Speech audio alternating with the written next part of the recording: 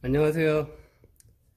2학기 첫 번째 문제풀이 시작하겠습니다. 1주차 GDP 국내 총생산의 이해입니다.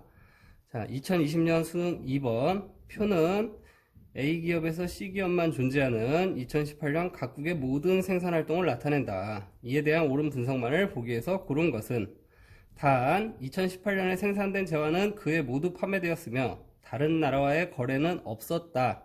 이 말이 뭔 말이냐면은 이 표 안에 있는 활동이 각국의 모든 경제 활동이라는 이야기입니다. 그리고 밑에 별을 보면 자, 이 가로친 재화는 2018년에 생산되어 투입된 중간재를 나타낸다. 이렇게 적혀 있어요. 우리 GDP 구하는 방법을 배울 때 중간재는 빼준다 그랬습니다. 왜? 이 최종재에 중간재가 이미 들어가서 녹아 있는 거죠. 중간재까지 다 합쳐서 계산을 해버리면 이중계산이 되기 때문에 빼야 한다고 이야기를 했습니다. 자, 그럼 보기 보겠습니다. 기억. 최종재로 소비된 재화는 Z재 뿐이다. 자, 최종재. 그러니까 마지막으로 그냥 먹은 재화가 Z재냐.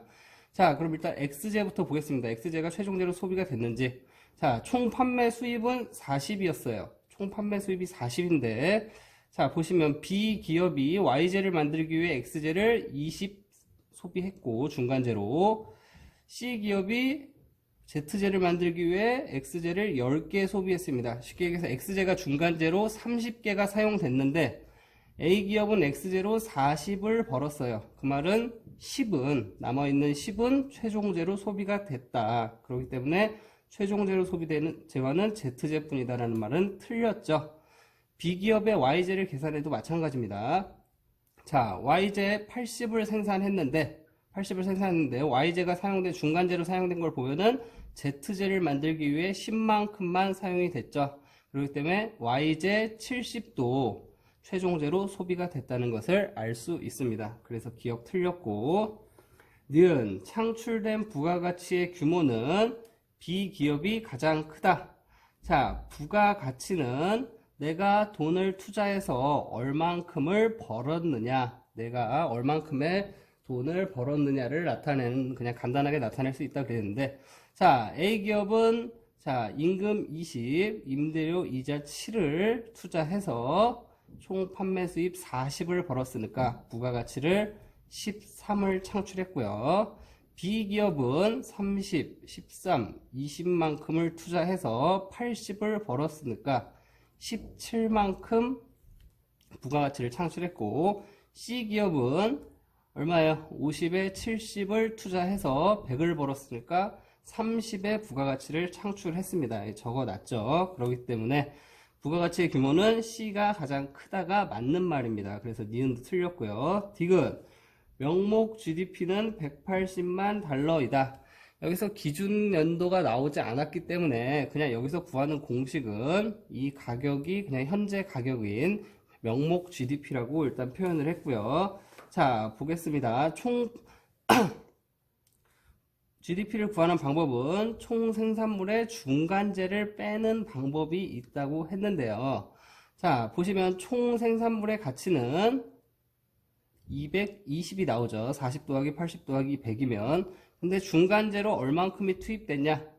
자, X재를 20만큼 썼고, C기업은 X재를 10만큼, Y재를 10만큼 썼기 때문에 이 안에는 얘네가 섞여 있는 거기 때문에 이거를 다 더한 다음에 이 중간재를 빼줘야 됩니다. 그렇기 때문에 얼마예요? 220 빼기 40은 180만 달러가 나오고요.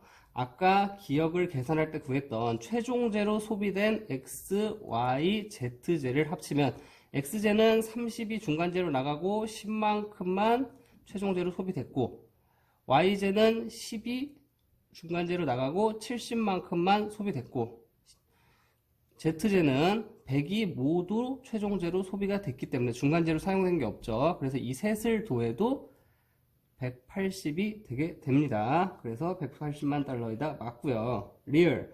명목 GDP 대비 임금의 비율은 50이다. 우리는 명목 GDP 180만 달러를 구했죠. 그럼 임금 그냥 더하면 되죠. 임금 20, 30, 40 하면은 다 더하면 90이 되죠. 180만에 90은 당연히 50%가 되기 때문에 2번의 답은 디귿 리을 5번이었습니다. 자, 2018년 수능 6번 교사의 질문에 대한 학생의 답변으로 옳지 않은 것은, 자, 가는 한 나라의 경제 규모를 측정하는 대표적인 지표로서 일정 기간 동안 그 나라 안에서 창출된 부가가치의 합입니다. 자, 가는 당연히 GDP죠. 국내 총생산, 우리나라 안에서 만들어낸 모든 생산물의 가치죠. 자, 1번 보겠습니다. 중간 생산물과 최종 생산물의 시장가치의 합입니다. 아니죠. 총 생산물에서 중간 생산물을 빼낸 최종 생산물이죠. 최종 생산물의 가치 합이 GDP입니다. 그래서 1번부터 틀렸고 1번이 정답입니다.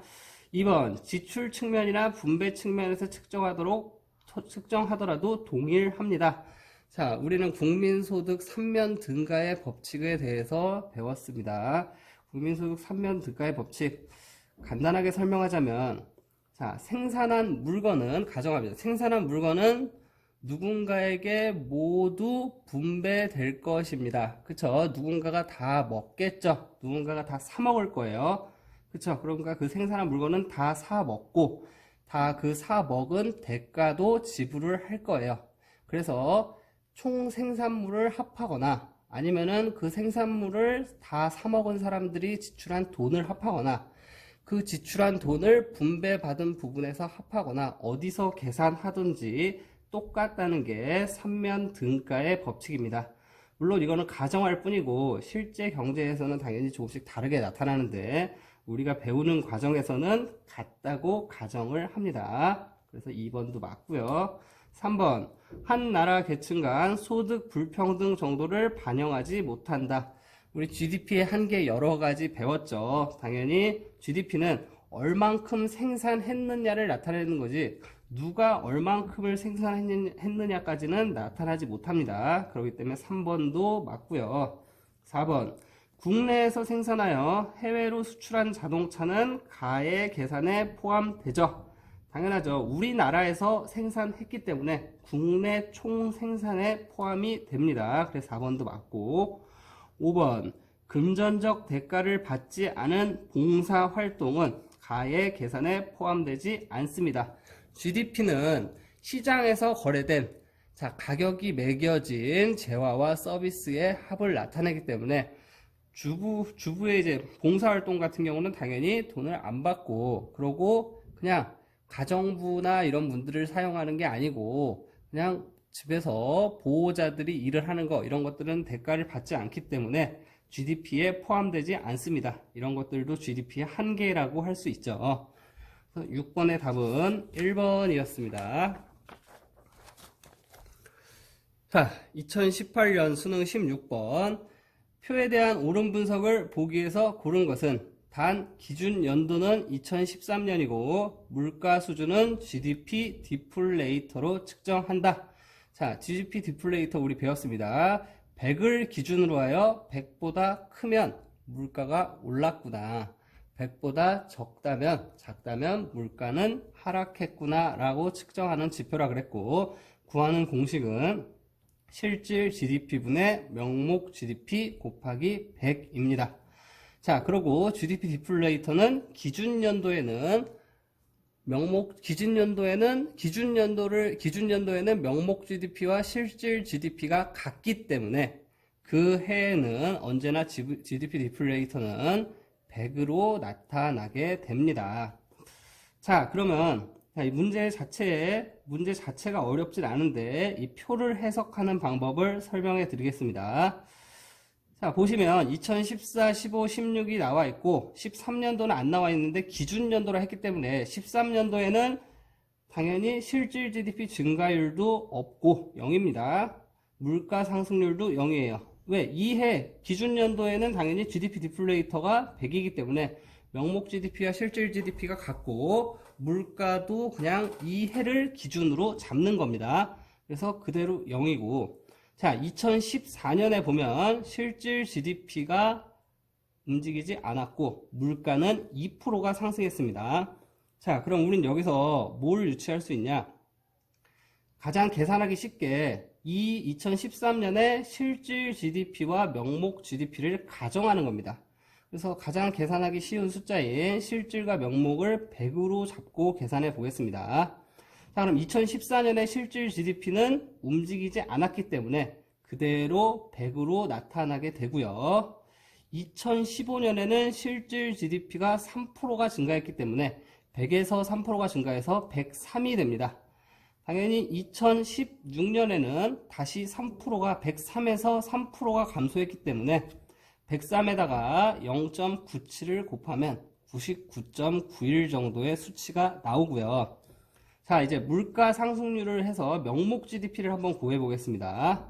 자, 실질은 그대로인데 물가만 2%가 올랐기 때문에 2014년에 명목 GDP는 102가 될 겁니다. 자, 2015년에는 물가는 그대로 물가 지수는 그대로 102예요. 그대로 유지가 되는데 실질 GDP, 쉽게 얘기해서 생산량이 3% 증가했기 때문에 이 102에다가 1.03을 곱하면 이 해의 명목 GDP인 이 숫자가 나오게 될 겁니다. 자, 그리고 2016년에는 물가가 다시 1%가 올랐네요. 물가가 1%가 올랐어요. 그 말은 뭐냐? 물가 지수로 따진다면 이 해 102에서 이 해에는 103. 뭐 대략 1 정도 되겠죠. 이 정도의 물가 지수가 이 물가 지수인데 여기에 실질 GDP는 오히려 감소했기 때문에 이 수치에다가 0.9991을 곱해주면 2016년의 명목 GDP를 우리는 구할 수 있게 됩니다. 제가 계산기로 대충 적어서 구해 놓은 거예요. 자, 그럼 이제 보기 보겠습니다. 이런 식으로 표를 해석해서 풀면 되고, 자, 기억. 2014년에 명목 GDP 증가율은 2%이다. 우리는 명목 GDP 구해놨죠. 2% 딱 증가했습니다. 물가가 오른 만큼, 왜? 실질은 변하지 않고 물가만 2% 올랐기 때문에 명목 GDP는 2% 증가했을 겁니다. 자, 명목 GDP, 실질 GDP 구하는 방법도 당연히 여러분들이 숙지하셔야 계산할 수 있는 문제입니다. 명목 GDP는 제가 다시 한번 설명합니다. 당해 가격을 곱해서 구하는 거고요. 실질 GDP는 기준연도의 물가에 당해 가격을 곱해서 구하게 됩니다. 그러면은 유추할 수 있겠죠. 자, 니은 2015년의 명목 GDP와 실질 GDP는 같다. 2015년 우리 명목과 실질을 구해놨죠? 당연히 다릅니다. 자, 왜 다르느냐? 자, 물가는 이미 2%가 올랐고 이 실질 GDP 증가율, 쉽게 얘기해서 생산량의 증가율은 동일합니다. 동일하게 가는 거예요. 해마다 구하기 때문에. 근데 물가가 2%가 올랐기 때문에 당연히 실질과 명목은 다르게 나올 수밖에 없죠. 왜? 실질 GDP는 물가를 반영하지 않고 기준연도 가격으로 계산을 하고 명목 GDP는 물가까지 반영해서 구하기 때문에 당연히 같아질 수가 없습니다. 물가라는 변수가 실질 GDP에 빠져 있죠. 자, 디귿. GDP 디플레이터는 2016년이 가장 높다. GDP 디플레이터 구하는 공식은 실질분의 명목이라 그랬습니다. 그러면 예분의 예 곱하기 100, 예분의 예 곱하기 100 해가지고 계산해보면 되는데, 자, 보세요. 분모와 분자의 차이가 누가 더 큽니까? 2016년이 더 크죠? 이 말은 2016년이 GDP 디플레이터가 가장 높다는 말이 되겠죠. 그래서 디귿이 맞는 말이고, 리얼 2014년과 2016년의 경제 규모는 같다. 경제 규모는 얼만큼 더 많이 생산했느냐, 즉 실질 GDP로 비교하게 됩니다. 왜냐? 물가만 많이 올라서 돈은 많은데 실제적으로 내가 사용할 수 있는 재화가 줄어들었다면, 아니면 그대로라면 경제가 규모가 커졌다, 내 삶의 질이 나아졌다라고 판단할 수는 없죠. 그래서 경제 규모는 실질 GDP로 판단하는데, 자, 3%가 늘어났다가 3%가 줄어들면 당연히 똑같이 제자리로 돌아오는 게 아니고 줄어든 부분이 더 커지기 때문에 변화한다는 걸 알 수 있죠. 그래서 16번의 답은 기억 디귿 2번이었습니다. 자, 2017년 수능 2번입니다. 다음 자료는 2016년 A국에서 발생한 경제활동을 나타낸다. 이에 대한 분석으로 옳은 것은, 자, GDP를 구하는 방법에 대해서 부가가치의 합을 통해서, 아니면 최종 생산물의 합을 통해서, 아니면 총 생산물에서 중간재를 다 빼는 것 세 가지 방법을 우리는 앞선 수업에서 배웠는데, 자, 이런 걸 구할 때는 보일 때 자기가 가장 편한 방법으로 구하면 됩니다. 자, 일단 보겠습니다. 무역상 갑은 생산된 커피 원두 500만원어치를 수입하여, 자, 500만원은 외국에서 생산된 거죠. 우리나라의 GDP와는 관계가 없습니다. 이 500만원어치는 일단 관계가 없는 거예요. 근데 커피숍 사장 을에게 800만원에 판매했대요. 무역상 갑이 수입이라는 서비스를 통해서 500만원짜리를 800만원으로 만들어낸 거죠. 쉽게 얘기해서 부가가치 300을 창출해 냈습니다. 을은 갑으로부터 구입한 원두 전부를 커피로 만들어 1000만원의 매출을 올렸다. 800만원어치 사다가 1000만원으로 팔았대요. 이 말은 부가가치를 200을 만들어냈습니다. 갑과 을은 합쳐서 부가가치를 500을 만들어냈고요.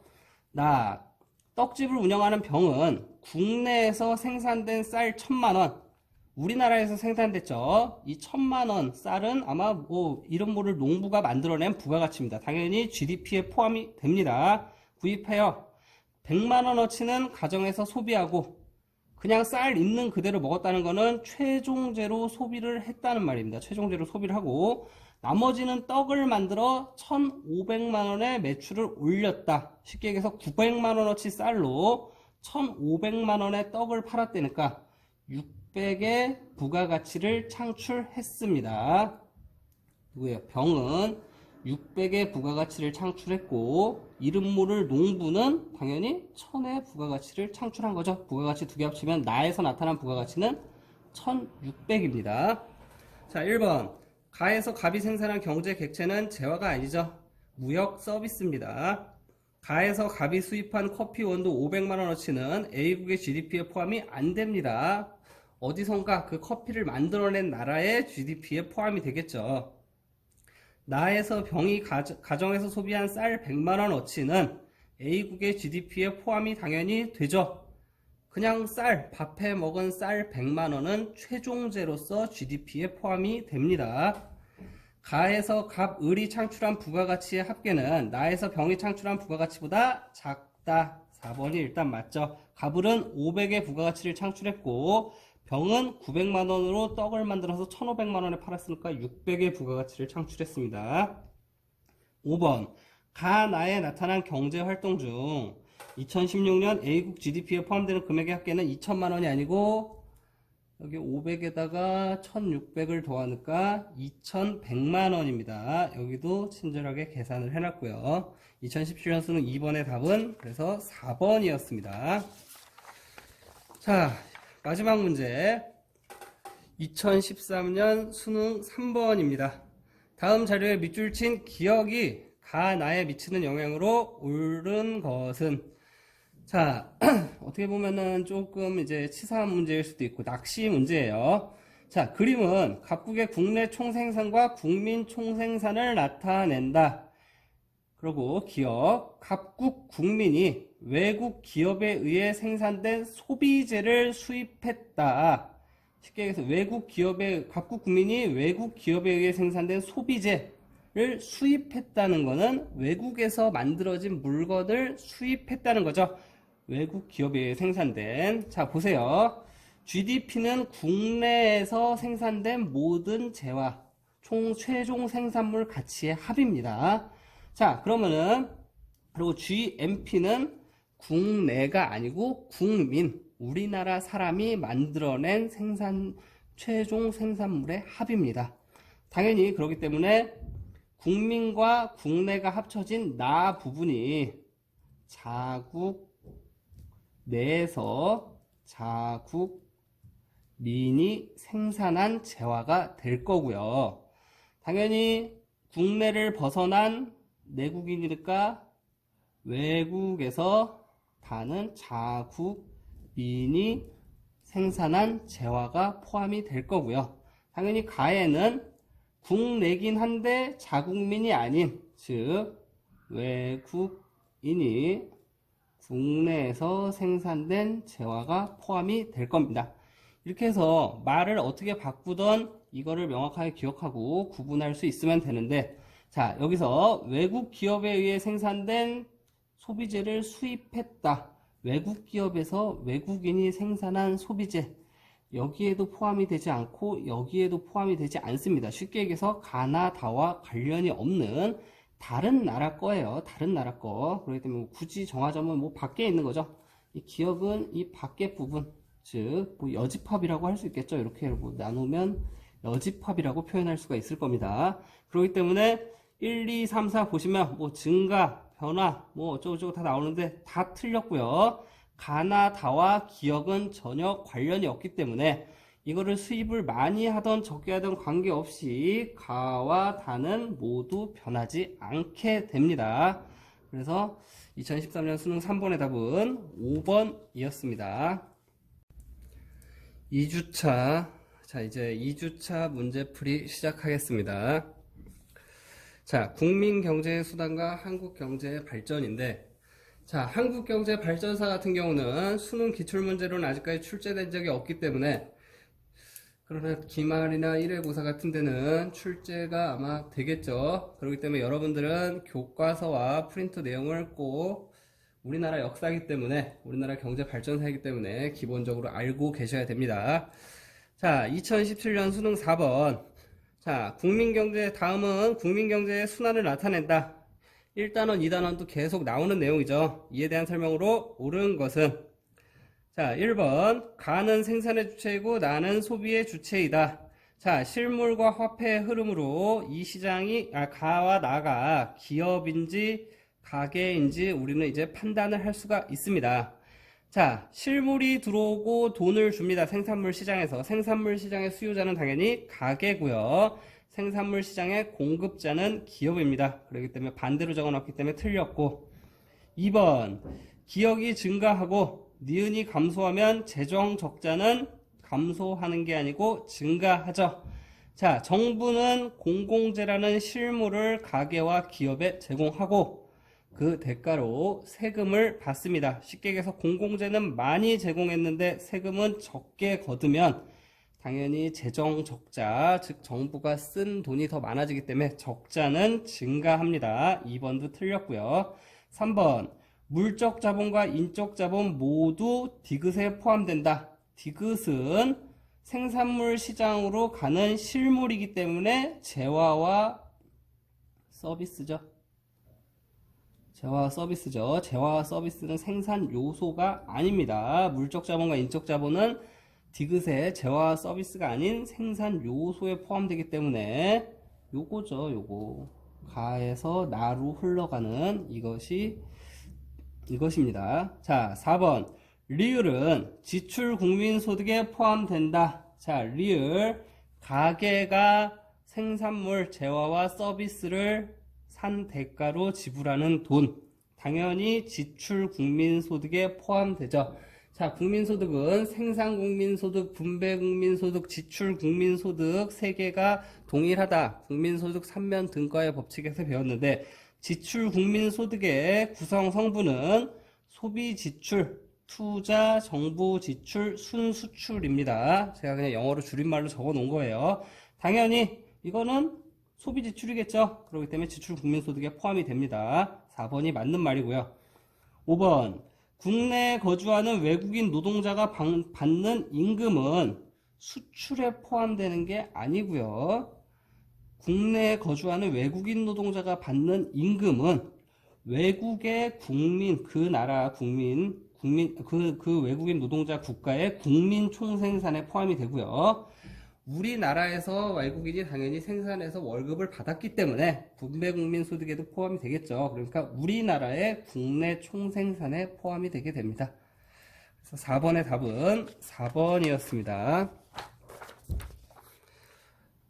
자, 2017년 수능 6번 표는 개방 경제인, 그러니까 쉽게 얘기해서 수출과 수입이 있다는 거죠. 각국의 연도별 GDP 증가율과 지출 구성 항목이 GDP에서 차지하는 비율을 나타낸다. 비율이래요.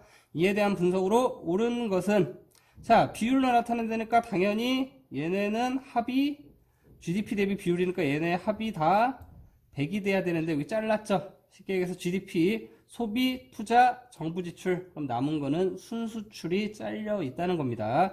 그래서 밑에 이걸 다 더해서 100을 만들려면 순수출을 구하면 되는데 순수출은 해마다 10%네요. 10%.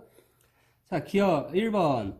2013년에 수출은 수입보다 적다, 크다.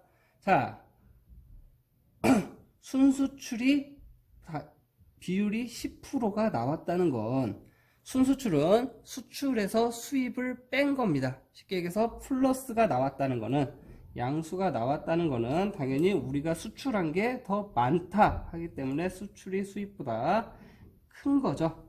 자, 2번. 2014년에 정부 지출은 전년에 비해 증가했다. 자, GDP 증가율을 먼저 봐야 돼요. 2014년과 2013년에서 14년으로 갔을 때 GDP 증가율은 변화가 없어요. 그러니까 쉽게 얘기해서 GDP가 그대로라는 거예요. 근데 정부 지출은 감소했으니까, 어때요? 정부 지출은 감소했으니까 GDP에서 GDP는 그대로이고 비율은 감소했으니까 정부 지출은 전년에 비해서 감소한 게 맞죠. 3번. 2014년에 소비 대비 투자의 비율은 전년에 비해 상승했다.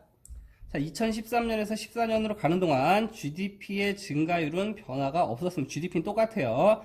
근데 소비 대비 투자의 비율은 2013년에는 6분의 1, 2014년에는 7분의 1이 되니까 어떻게 돼요? 감소한 거죠. 6분의 1, 7분의 1.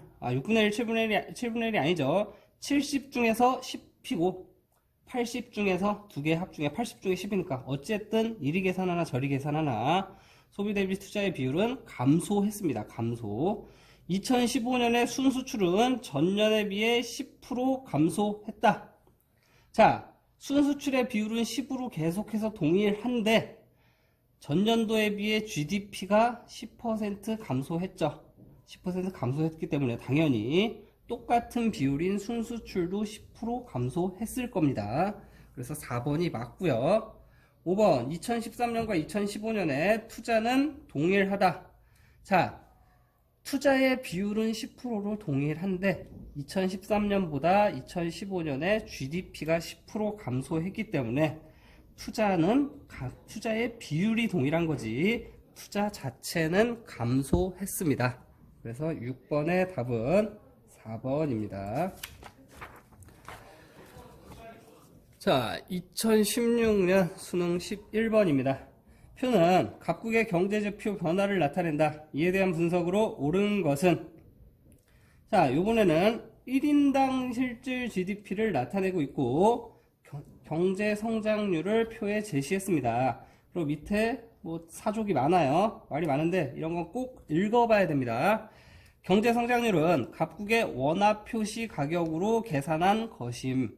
자, 원화로 계산했을 때 경제가 이만큼 성장했대요. 원화 표시. 자, 달러화 표시 1인당 실질 GDP는 원화 표시 1인당 실질 GDP를 당해년도 시장 환율로 계산한 것인. 쉽게 얘기해서 해마다 변화한 환율을 여기다가 계산을 했다는 거예요. 해마다 환율이 그러니까 계속 변했다는 거죠. 자, 뭐 어렵게 생각할 거 없이 자, 1번부터 봅시다. 어떻게 되는지. 2011년의 경제 규모는 2013년보다 크다. 자, 2011년의 경제 성장률은 5%를 했는데 2011년에 뭐 모르잖아. 전년도가 몇인지 모르니까 그냥 2011년을 100으로 잡아요. 자, 그럼 2012년에는 10% 떨어졌으니까 90이고 2013년에는 10%가 다시 올랐으니까 99가 되죠. 자, 2011년의 경제 규모가 2013년보다 크죠. 그래서 1번 너무 쉽게 일단 정답이 나왔습니다. 2014년에는 경제 성장률이 없었으니까 똑같이 99로 갈 테고요. 1번이 정답이 나왔고 이제 왜 틀렸는지 봅시다. 2012년에 실질 GDP는 2011년에 비해 5% 감소한 게 아니고 얼만큼 경제성장률이 마이너스 10% 떴으니까 10% 감소했죠. 2013년에 인구는 2012년에 비해 감소했다. 자, 인구가 감소했는지 증가했는지는 1인당 GDP를 보면 알 수 있죠. 자, 경제가 10%가 상승했습니다. 10%가 증가했어요. 그러면은 1인당 GDP도 인구가 그대로라면 동일하게 10%가 증가해서 9,900이 됐을 거예요. 그쵸? 근데 얼마나 나옵니까? 9,100이 나왔다는 거는 이 분모인 인구가 더 많이 올라갔다는 거죠. 이해되시나요? 그래서 2013년의 인구는 2012년에 비해 증가한 거죠. 증가한 거죠. 자, 4번. 달러화 대비 각국의 원화 가치는 2013년보다 2014년에 낮아졌다. 자, 원화 가치가 올라갔는지 내려갔는지 어떻게 판단하냐? 4단원에서 배울 건데 간단히 들어보세요. 자, 1인당 GDP가 2013년에는 9,100이었는데 달러로 따지면 9래요. 이거 $10,000 이거 그냥 얘기 안 합니다. 계산하기가 복잡하죠. 9,100이었는데 9,100원으로 쉽게 얘기해서 이 말은 9,100원으로 9달러를 살 수 있다. 이 두 개가 똑같다는 말이죠. 근데 2014년이 되니까 9,100원, 우리나라 돈 9,100원으로 10달러를 살 수 있게 됐기 때문에 당연히 우리나라 원화의 가격이 비싸진 거죠. 왜? 더 적은 돈으로 더 많은 달러를 살 수 있었기 때문에. 그렇기 때문에 원화 가치가 낮아진 게 아니고 원화 가치가 상승한 거죠. 높아진 겁니다. 그래서 4번 틀렸고요. 5번. 2011년 물가 상승률이 5%라면 2011년의 실질 GDP는 2010년과 같다. 자, 실질 GDP는 물가를 반영하지 않는 GDP이기 때문에 물가 상승률이랑 경제 성장률이라는 관계가 없습니다. 그래서 5번도 틀린 말입니다. 자, 11번의 답은 1번이었고요. 자, 2014 수능 16 그림은 각국의 GDP 규모와 구성비 변화를 나타낸다. 이에 대한 설명으로 옳지 않은 것은, 자, 일단 GDP 규모는 밑에 적혀 있어요. 100억에서 110억 달러로 10% 올랐네요. GDP가 10% 성장했습니다. 그리고 비율도 조금씩 변했어요. 그냥 이거를 어떻게 산수로 잘 계산할 수 있느냐를 물어보는 간단한 문제입니다. 자, 옳지 않은 거라니까. 1번. 기업에는 정부의 연구개발비가 포함된다. 투자에는 기업에는 기업의 연구개발비가 포함된다.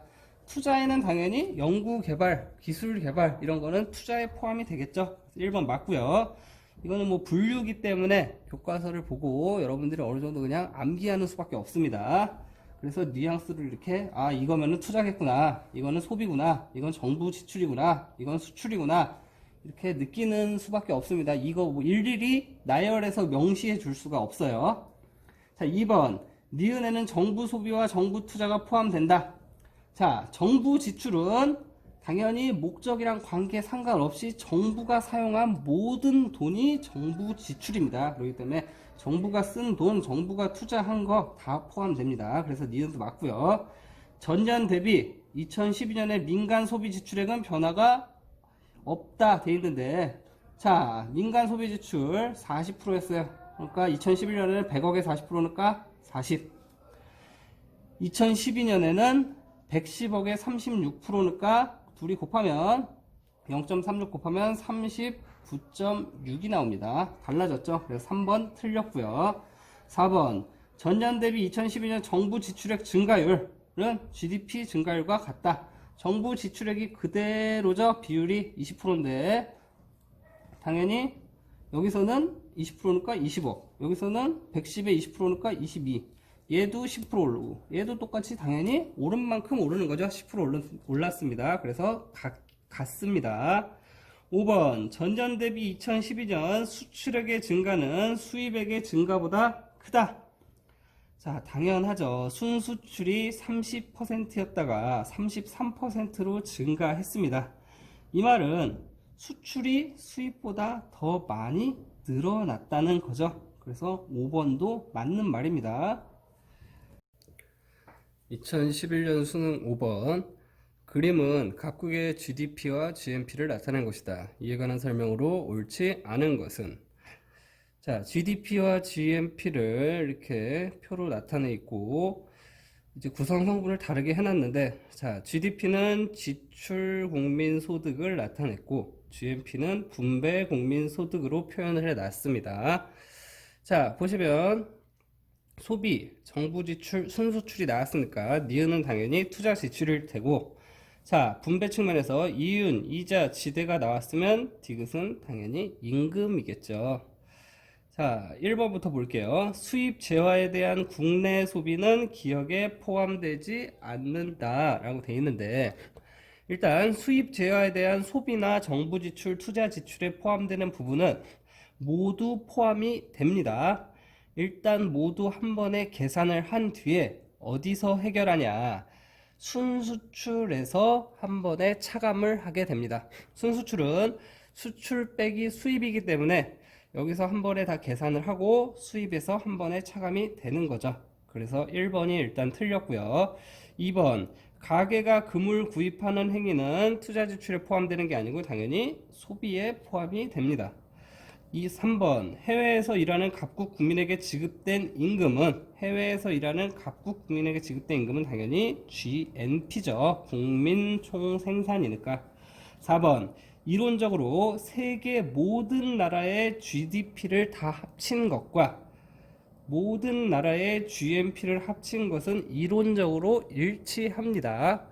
GDP는 국내 총생산이니까 모든 나라들의 총생산이죠. GNP는 국민 총생산이니까 전 세계 모든 국민들의 총생산이니까 당연히 이론적으로는 일치하게 됩니다. 5번, 각국에서 활동하는 외국 기업의 생산 증가는 각국의 GDP를 증가시킨다. 맞죠? 각국에서, 그러니까 우리나라에서 외국 기업이 생산하는 생산은 우리나라 GDP에 포함이 되니까 GDP를 증가시키게 됩니다. 자, 이렇게 해서 5번의 정답은 1번이었습니다. 3주차 실업에 대해서 문제풀이를 시작하겠습니다. 실업은 수능에도 많이 출제되고 비중도 상당히 중요하고 기본적으로 알고 있어야 하는 내용이기 때문에 문제풀이가 조금 많을 수 있지만, 그리고 자, 산수로 계속해서 이제 비율 같은 거를 구해야 하기 때문에 확률, 실업률, 고용률, 경제활동 참가율, 기타 등등을 구해야 되기 때문에 살짝 복잡할 수 있지만, 자, 간단하게 가정하면 쉽게 구할 수 있습니다. 자, 헷갈려 하지 말고 같이 한번 풀어봅시다. 자, 2020 수능 6번입니다. 그림은 각국의 연도별 고용지표 관련 인구 비율을 나타낸다. 2017년에서 2018년으로의 변화에 대한 옳은 분석만을 보기 위해서 고른 것은 단 15세 이상의 인구 변화는 없다. 자, 15세 이상의 인구, 생산 가능 인구, 노동 가능 인구라고도 이야기를 합니다. 자, 2018년과 2017년에 이 인구가 그대로 동일하다고 가정을 했습니다. 그러면은 가장 쉽게 구하는 방법은 이 두 개를 다 그냥 100명이라고 생각하고 계산하면은 바로바로 나오겠죠. 자, 실업률은 상승하였다. 자, 구하는 공식은 어쩔 수 없이 외워야 됩니다. 실업률은 경제활동 인구, 즉 취업자와 실업자를 더한 것에다가 실업자를 나누고 곱하기 100을 한 것이 실업률입니다. 자, 보세요. 자, 취업자와 실업자가 75죠. 75분의 5입니다. 이거는 취업자가 70, 실업자가 10이니까 80분의 10이죠. 자, 실업률은 상승했죠. 기억 맞습니다. 니은, 고용률은 하락하였다. 자, 고용률은 전체 인구, 쉽게 얘기해서 15세 이상 전체 인구분의 취업자입니다.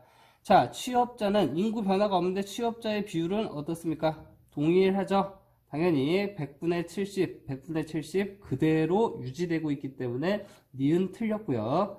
디귿, 경제활동 참가율은 상승하였다.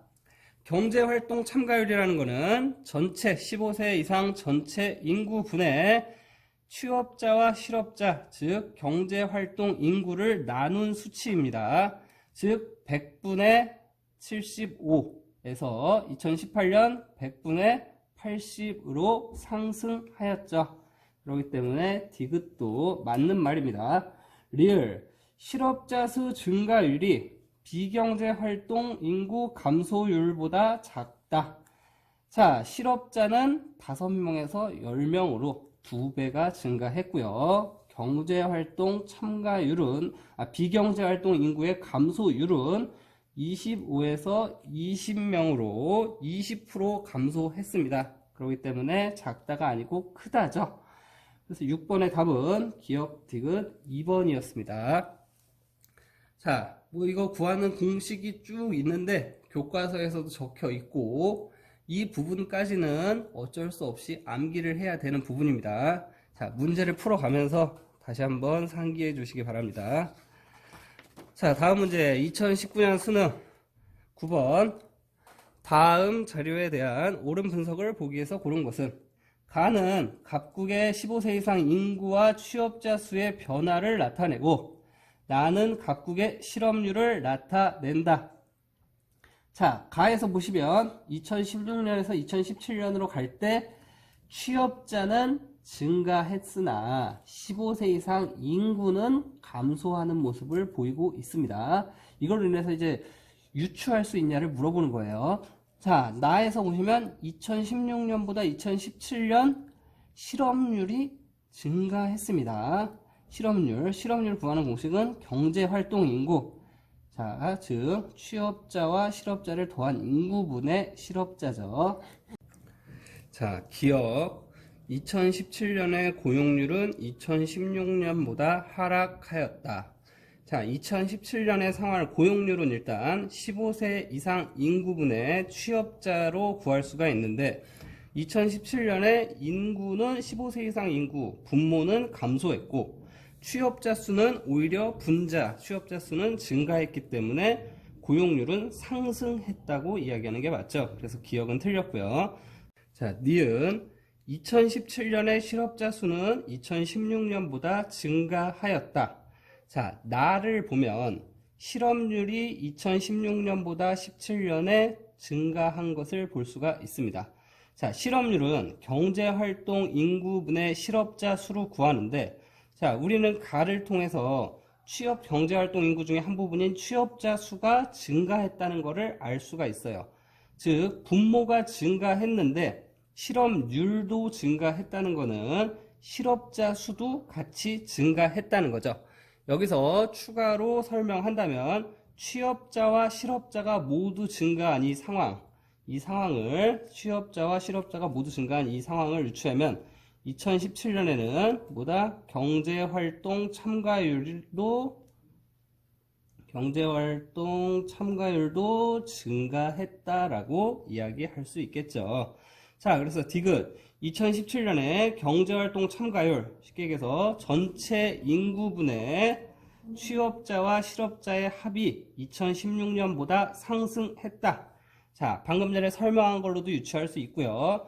보시면 자, 가에서 보시면 2017년에 15세 이상 인구, 즉 분모가 작아졌는데 취업자 수도 증가했고 실업자 수도 증가했기 때문에 자, 경제활동 참가율은 상승했다가 맞죠. 그래서 디귿 맞고요. 리얼 2017년에 비경제활동 인구는 2016년보다 감소했죠.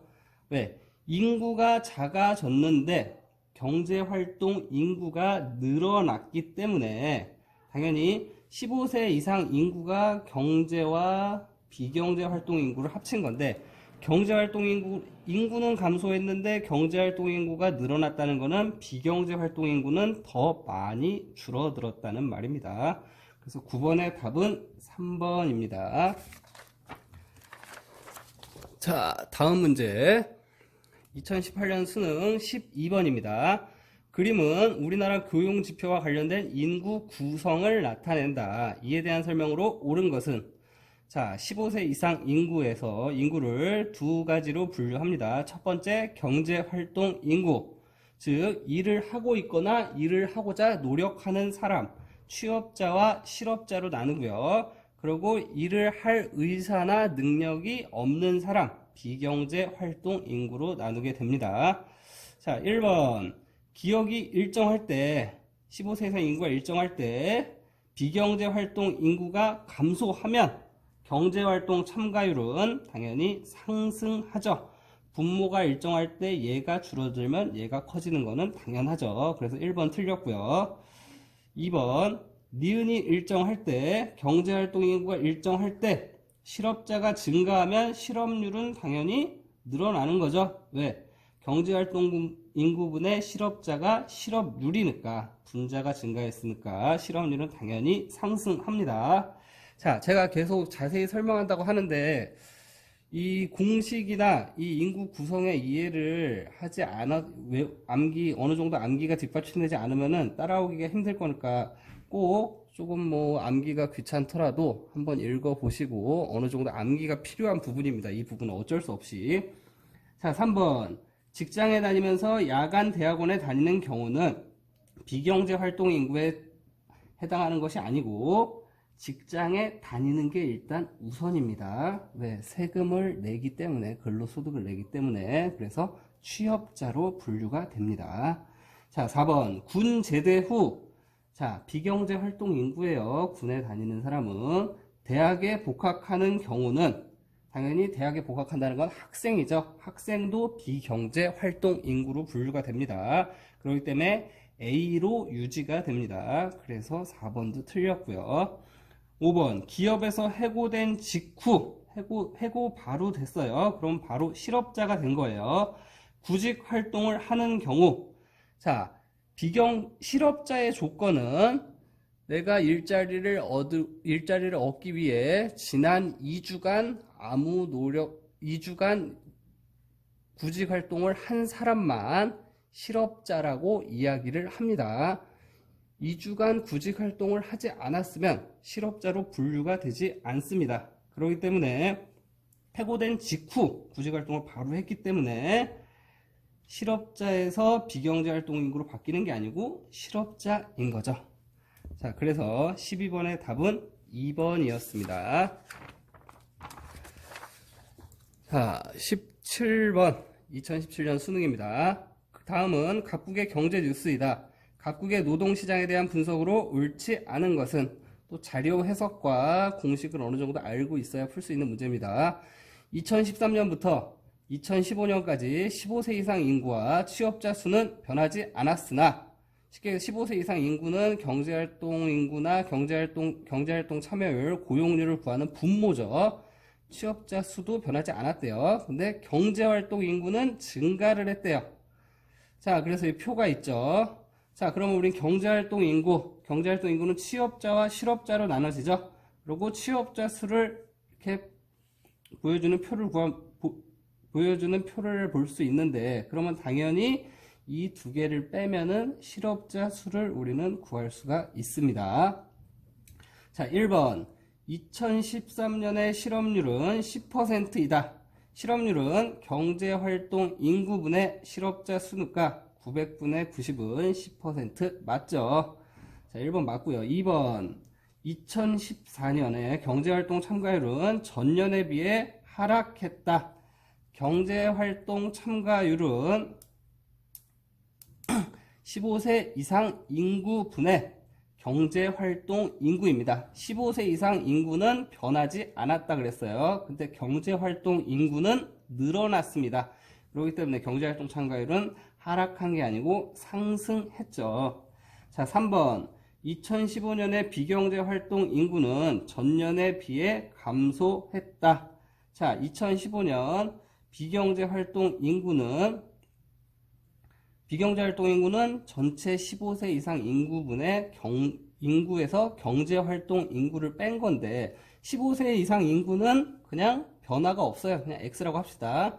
X 빼기 910이 당연히 X 빼기 920보다 크다는 거는 당연한 거죠. 그래서 전년에 비해 감소했다. 3번 맞는 말이고요. 4번 2015년은 전년에 비해 경제활동 인구와 실업자 수가 같은 크기만큼 증가했다. 자, 2015년에 취업 경제활동 인구는 10만이 증가했습니다. 근데 취업자 수가 변하지 않았죠. 그럼 이 두 개를 빼면 실업자 수를 구할 수 있는데 실업자 수도 동일하게 10만이 증가했습니다. 그래서 4번도. 자, 5번 2014년과 2015년 모두 실업률이 전년에 비해 상승했다. 그러면 각 해마다 실업률을 구해서 비교하면 되죠. 2013년의 실업률은 900분의 90으로 10%, 2014년에는 910분의 100으로 대략 10.9%고요. 2015년의 실업률은 920분의 110으로 대략 11.9% 계속해서 상승하는 모습을 보이고 있습니다. 17번의 답은 그래서 틀린 것 2번이었습니다. 자, 2016년 수능 4번 표는 각국의 연도별 고용 통계를 나타낸다. 이에 대한 분석으로 옳은 것은, 자, 각 이제 인구 구성을 또 나타냈어요. 15세 이상 인구 안에 취업자 수와 실업자 수가 있고 이 둘을 합치면 경제활동 인구라고 말씀드렸고요. 당연히 남는 기억은 비경제활동 인구가 되겠죠. 자, 1번 기억은 비경제활동 인구이다. 근데 경제활동 인구라 그랬으니까 틀렸고요. 2번 니은은 60, 디귿은 800이다.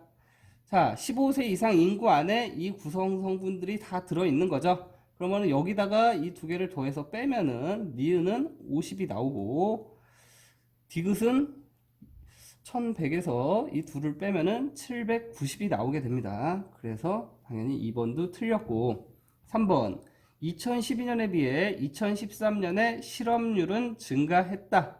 실업률을 구하는 공식은 계속 얘기합니다. 경제활동 인구분의 실업자 수입니다. 자, 경제활동 인구는 이 둘을 합치는 거죠. 850분의 2012년의 실업률은 850분의 50이고요. 2013년의 실업률도 850분의 50입니다. 동일합니다. 그래서 3번도 틀렸고요. 4번 2012년에 비해 2014년에 취업률은 감소했다. 취업률은 경제활동 인구분의 취업자 수입니다. 자, 2013년에는 850분의 800이고 2014년에도 동일하게 더하면 850분의 790입니다. 2014년 취업률이 당연히 감소했죠. 그래서 4번이 정답입니다.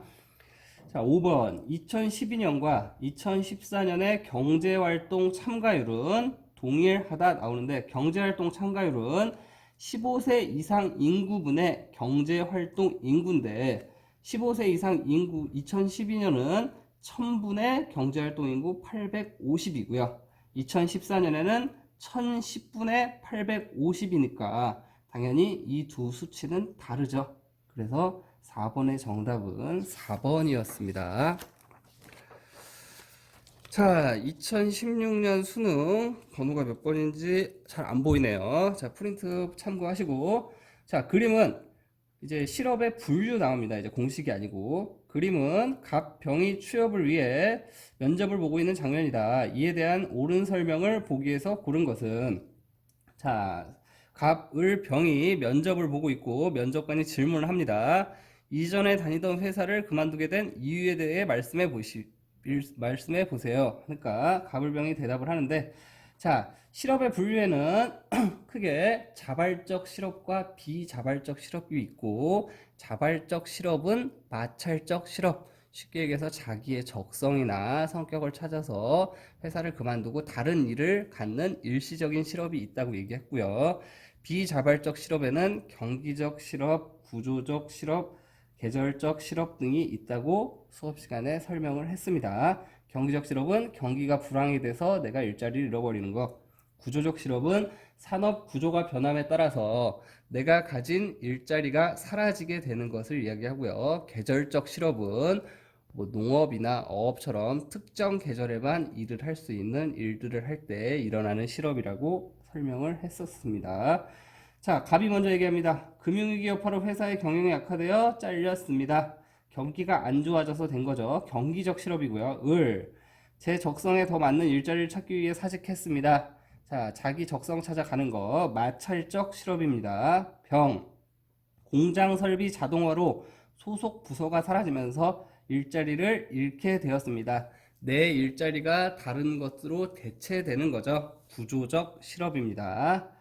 자, 기억. 갑의 대답에 나타난 실업은 마찰이 아니고 경기. 기억 틀렸습니다. 니은. 을의 대답에 나타난 실업은 경제가 호황일 때도 발생할 수 있습니다. 맞습니다. 마찰적 실업은 오히려 호황기일 때 일자리를 찾기가 더 쉬울 때 더 많이 발생할 수도 있습니다. 왜 일자리가 많으니까 이직이 좀 더 여유롭겠죠. 쉽겠죠. 디귿.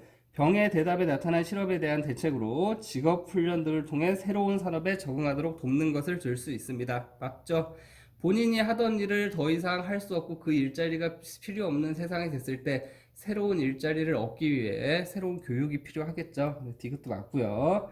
리을. 갑과 을의 대답에 나타난 실업은 비자발적 실업에 해당한다 하는데 을은 자발적, 마찰적 실업은 자발적 실업이라고 했죠. 그래서 답은 니은 디귿 3번입니다.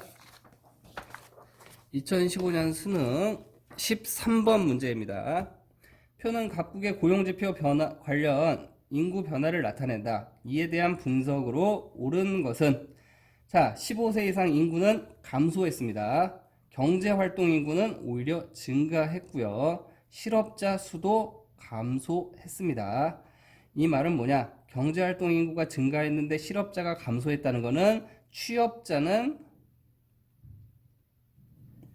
증가했다는 말이고 15세 이상 인구가 감소했는데 경제활동 인구가 증가했다는 것은 경제활동 참가율도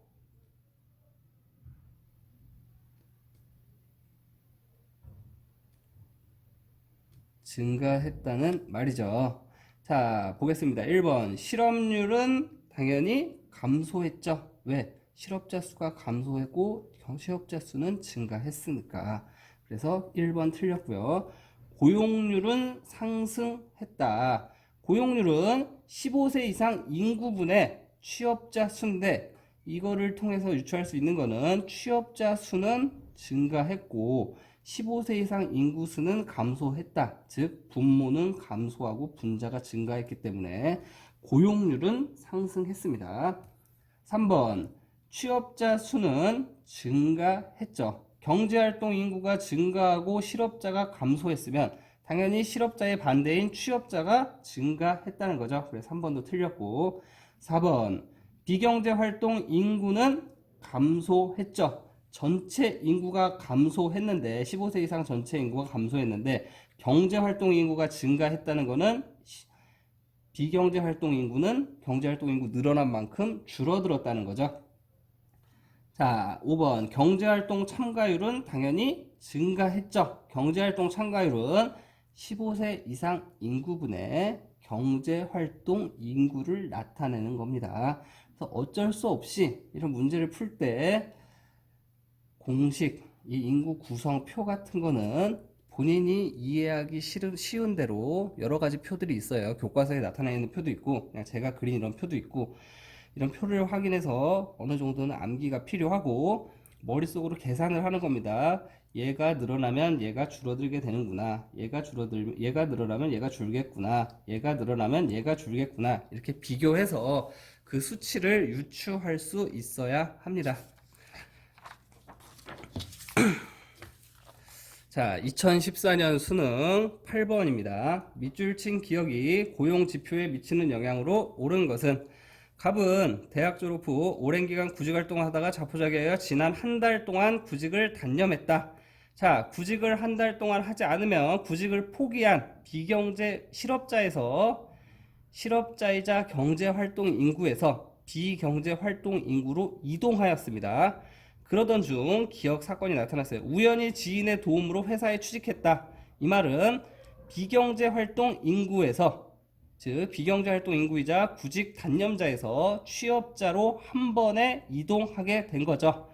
이 말은 즉 경제활동 인구가 증가하고 취업자가 증가한 상황입니다. 그 상황을 제가 여기 예로 들어가지고 적어놨어요.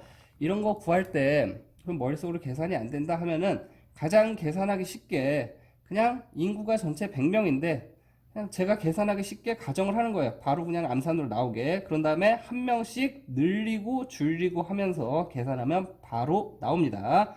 그래서 이 표를 가정으로 해서 한번 구해 볼게요. 경제활동 참가율은 당연히 취업자와 실업자 100분의 80에서 100분의 81로 했기 때문에 증가했습니다. 실업률은 80분의 30에서 81분의 31로 감소했고요. 고용률은 100분의 50에서 100분의 51로 증가했습니다. 그래서 8번의 답은 당연히 1번이 나오게 됩니다. 자, 이렇게 해서 실업에 대한 문제를 풀어봤는데, 자, 아까 얘기했던 실업의 구분, 뭐 경기적, 계절적, 마찰적 이런 실업 같은 경우는 자, 이제 뭐 교과서를 읽으면서 충분히 이해할 수 있는 내용이고, 대부분의 이제 수능 문제는 그런 문제보다는 계산 문제를 많이 출제하게 됩니다. 어쩔 수 없이 뭐 그런 문제가 나오게 되는데, 그렇기 때문에 어떻게 보면 실업 부분이 암기해야 될 부분이 가장 많은 부분이기도 한데, 한 번만 정리를 해 놓으면은 틀리기도 어려운 부분입니다. 자, 설명이 조금 부족하다면은 언제든지 팀즈로 질문을 하시고 이번 1회 고사 범위까지도 최선을 다해서 해봤으면 좋겠습니다. 자, 이상 마치겠습니다.